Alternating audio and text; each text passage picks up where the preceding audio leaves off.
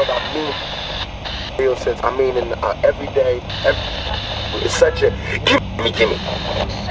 Everybody back off. You know, you taught that from school, everywhere. Big business, you want to be successful, you want to be like Trump, gimme, push, step, crush. That's how it all is, and it's like, nobody ever stops. You know, I feel like, instead of us just being like, slavery's bad, bad whitey. I mean, all right, let's stop that. And everybody's smart enough to know that, I mean, we've been slighted, and we want ours. And I don't mean by, like, ours, 40 acres and a mule, because we passed that. But we need help. I mean, for us to be on our own 2 feet, us meaning youth, or us meaning black people, whatever you want to take it from. For us to be on our own 2 feet, we do need help. Because we have been here, we have been a good friend. If you want to make it a relationship type thing, we have been there, and now we deserve our payback. It's like, you got a friend that you don't never look out for.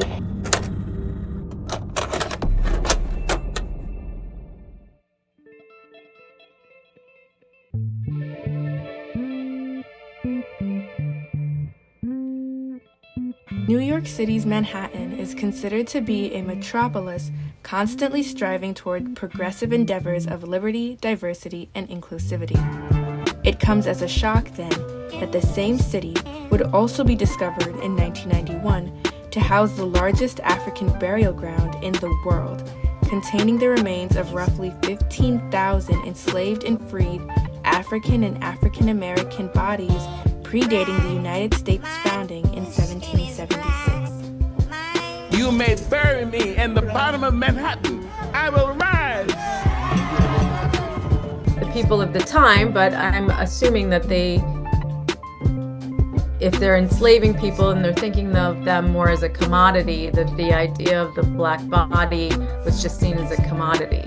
The current geographic background of where the African Burial Ground National Monument resides was once an undeveloped land called New Amsterdam, an area that heavily depended on a slave labor economy.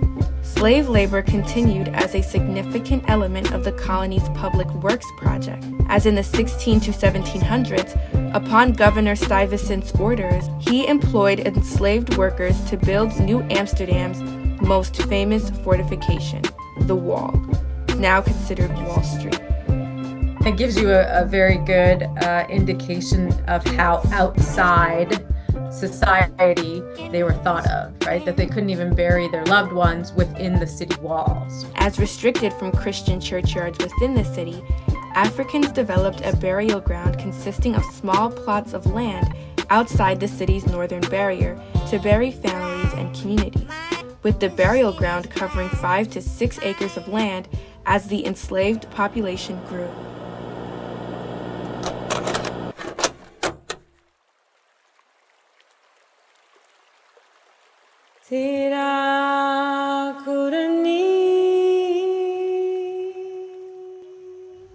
The burial ground was officially closed in 1794 as the land gradually turned into various plots and sold off. As the city continued to expand virtually exponentially, the African burial ground was subsequently forgotten and pushed out of the minds of the masses.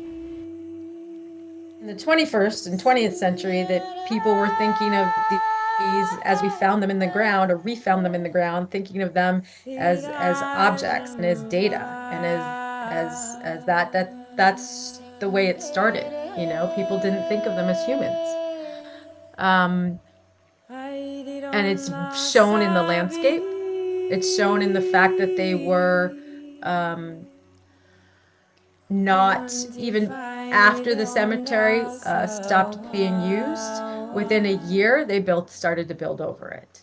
It was only during the construction of a federal office building that 419 human remains were discovered. The newfound discovery of the site shifted and disoriented a once positive portrayal of New York's abolitionist stances of slavery up until this point. If one visited the location now, they would find a newly established monument in the area alongside office buildings, shops, streets, diners, pharmacies, and newly constructed federal buildings.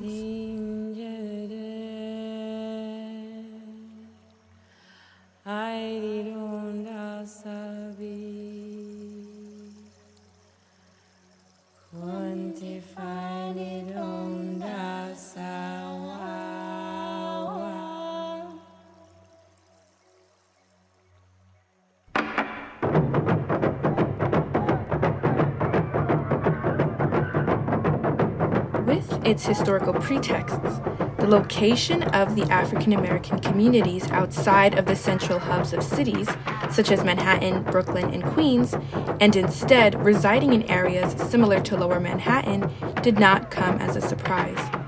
The aspect of respect never existed.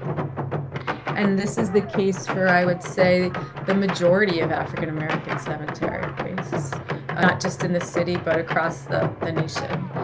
Often, Africans and African Americans were buried outside the city limits in areas known as the common ground, a common thread for African burial grounds to be located in such areas. And I think that's why you're starting to see a resurgence as these sacred spaces are becoming rediscovered, right?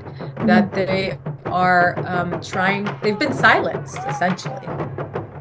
Right? They've been silenced or tried to be erased from history by not having the same type of commemoration as colonial settlers' cemeteries. Consequently, while it took 200 years for the cemetery used by Black New Yorkers in the colonial era to move from the outskirts of city life to the center of municipal consciousness, the remaining tangents of history highlight the impactful aftermath of previous laws into current society.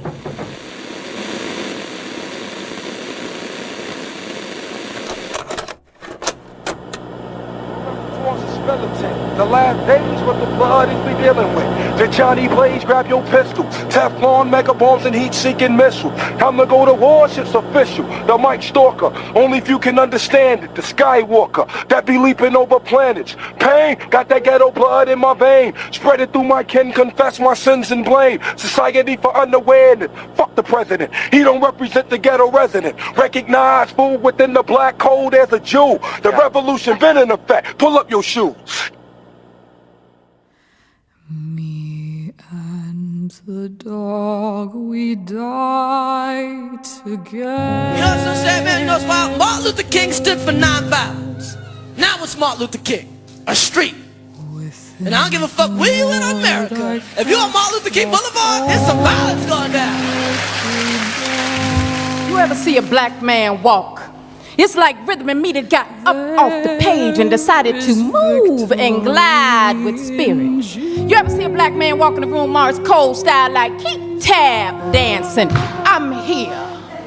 In those steps are messages, and you have to listen carefully. They trying to kill me. Stop searching, frisk me. There are prayers in a black man's walk. Don't let them shoot me down where I'm standing. Don't let the white chalk lines find me. Don't let me die in the streets like an animal. I'm a man. I swear I'm a man. The lingering effects of the African burial ground can be found in the physical makeup of the city, as the exclusion of the black body was not only evident in their cemeteries, but also through the following innovations post-colonial New York. The streets were built by enslaved labor. The buildings were built by enslaved labor. The ports, the fill, everything was done with some form of enslaved labor. So I think the legacy is all around you. It's in the built environment. It's the streets you walk on. It's it's the sidewalk. It's the walls of certain buildings downtown. It's everywhere. Without it, the gridded system, the whole street system, would have not existed. So I think the legacy is in the physical remains of everything that you see. Despite the belief that racist legislation has long been eradicated, it still remains in every aspect of the city's social infrastructure, shown through programs such as redlining, a discriminatory practice that consists of the systematic denial of services such as mortgages, insurance loans, and other financial services to residents of certain areas based on their race or ethnicity. The law was enacted after the government's proclaimed race theory, a popular pseudoscience of the era that believed the presence of any population of black residents was a sign of impending property value decline. Not only was the landscape built by enslaved labor, but then the way that it was socially used was also a legacy, I think, of it. So yes, I definitely think it's everywhere. Everywhere.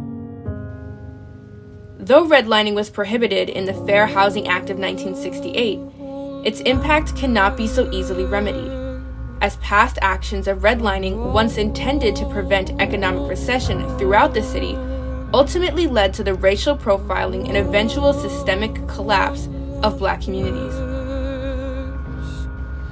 Additionally, efforts were made to rebuild those collapsed communities and address the constant mistreatment of Black individuals, doing so through protests and movements such as BLM. We have always been important. We have always meant something. We have always succeeded, regardless. And now is the time. I ain't waiting. I ain't waiting. However, even through those attempts, cases of excessive policing and exploitation prevented many efforts of retaliation. The abuse of Black people at the hands of police has long existed before the Black Lives Matter movement, but continues to prevail. A recent example of such a case occurring through the unjust murder of George Floyd. Who taught you to hate the texture of your hair? Who taught you to hate the color of your skin to such extent that you bleach? From past principles of slavery to present devaluation of Black communities, the idea of the Black body throughout time has often been associated with notions of commodification and inferiority, a notion that must be dismantled for the sake of preserving humanity within these communities. One way of doing so, through remembrance. Once, the African residents of our city were bought and sold on this very spot. So it is fitting that here and now we reverently receive the earthly remains of some of them.